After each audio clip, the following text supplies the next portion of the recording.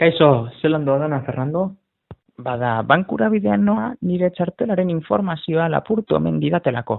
Phishing izeneko teknika batekin, baina neu ez naiz arrantzan ibili. Ai ama Fernando, baina fizinga ez da hori. Fizinga zera da? Biktimaren informazio pribatua, ala nola, pasaditzak, kreditu txartelaren informazioa, segurtasun sozialerako zenbakia, lortzeko metodo bat. Honi dagokionez, normalean, e-postaz iruzurrak diren mezuak bidaltzen dira, edota zilegizko webgune baten antzeko izaten saiatzen diren gunetara helbideratzen dute. Bertan informazioa lapurtzeko. Adibide bat jartzearren, bankuko webguneari erreparatzen badiogu zenbait argibide dauzkagu honen zilegizkotasuna frogatzeko.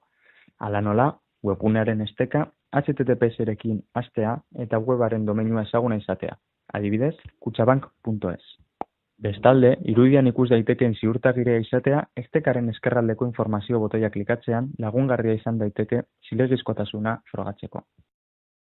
Beno, orduan phishingaren kontu hori ez da nik uste bezain arriskutsua. Bankura pertsonalki jutearekin nahikoa da, iruzurretan ez jausteko. Ez, Fernando, fizinga zuk uste baino datuagoa dago.